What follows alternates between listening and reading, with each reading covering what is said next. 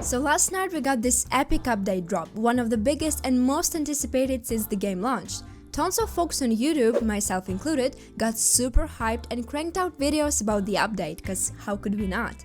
They added a new case, a new mode, new stickers, and rolled out these optimized smokes that are supposed to boost your FPS on lower-end PCs. It's been over a day now, and it brings up the question, is everything as peachy as it looks on paper? Before we dive into the video, I gotta ask you to smash that like button, subscribe to the channel and hit the notification bell so you won't miss out any awesome videos, cause 99% of you watching my videos without subscribing. And don't forget to watch till the end to find out what's up with this update. First up, I wanna talk about the new smokes. There is way more going on here than what they told us. On paper, everything sounded awesome. They added shadows and tweaked their physics a bit. The main goal was to make smokes better and boost FPS for folks with less powerful PCs. But what did we actually get? The first thing that hit me was that smokes now completely block out any sources of light and shadows. Overall, this is cool, makes them look more realistic, no complaints here. But what really raises a question is that now you can't be seen inside the smoke. Classic Valve, fixing one thing and then introducing like 10 new bugs. So don't be surprised if you get taken out through the smoke. And if you thought that was it, I'm sorry to burst your bubble. Now smokes don't spread as they should. Take for instance a standard smoke into the window on Mirage.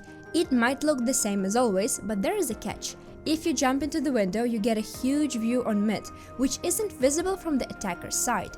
So be extra cautious when playing on Mirage. And that's not all. A user on Twitter showcased a smoke in the jungle, didn't show how it's thrown, but does this mean a new meta for smokes? Or is it just another bug Valve added? Honestly, I'm shocked at how Valve can mess up things that look great on paper.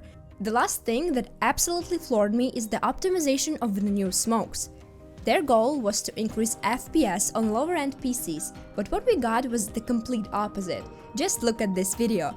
The user who posted it has an Intel Core i9-13900KF RTX 4070 and 64GB RAM at 6000 MHz. How can you explain that? If such a PC reacts this way to the new smoke, what about the less powerful ones?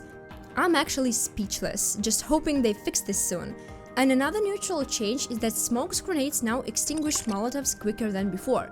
Whether that's good or bad, you decide. I'm just saying it's changed because it's not mentioned anywhere. And that's even not the only area where Valve dropped the ball with this update. You'll know by now that you can stick stickers anywhere you want on your weapon and rotate them 360 degrees. Yesterday, I thought it was an awesome feature, I couldn't see any issues with it. But like me, Valve didn't account for one thing, the wild imagination of our community.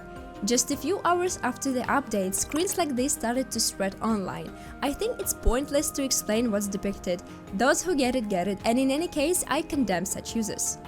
Of course, not everyone misusing it. There are plenty of cool implementations of this feature. For example, look at this Desert Eagle M4A4. Variations like these deserve praise. But it raises the question, what will Valve do about these kinds of combination I showed first? On one hand, they need to be dealt with, but how? Will they remove the ability to place stickers wherever for everyone, handle it selectively, or not react at all? As for now, the question remains open. Not to stray too far from the topic of skins, I'd like to talk about a few from the new case, because they are definitely something to talk about. The two new skins for M4A4 and M4A1S have some really interesting variations between Factory New and Battle Scared.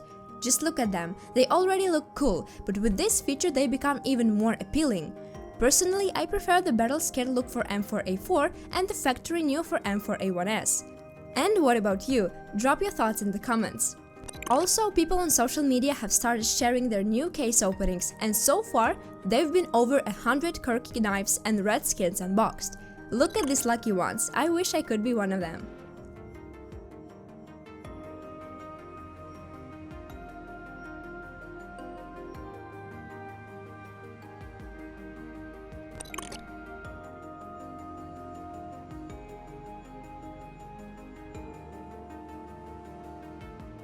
And now I'd like to wrap up with a big thank you for watching and say goodbye, but I can't.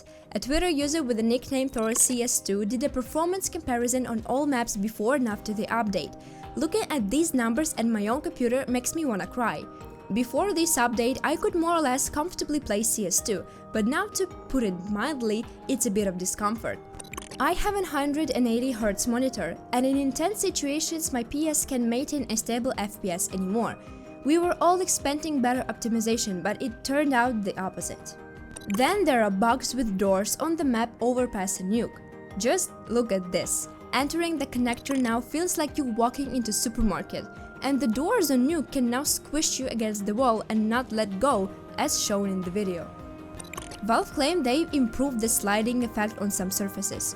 Watching this video gives me impression they must be a big fans of Michael Jackson, first with his Pink and now Surf. The last bug I want to talk about today appeared on the map Ancient.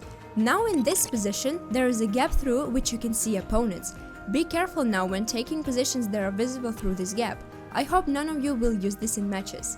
I'm showing you this just so you're aware of it and so that can Valve fix it quickly. Lastly, I'll show you two features that weren't mentioned anywhere. The first one is they added a new camera animation for when you're watching someone defuse the bomb. It doesn't affect the gameplay, but now the process looks nicer. And the second feature is that they've mirrored the HUD icons again, so now they can look just like they do in CSGO. I don't see any objective reasons for these changes. Maybe they did it to give the appearance of actively working on the game. These were all the new bugs and features not mentioned in the patch notes that I managed to find, but somehow I have a feeling that's not everything.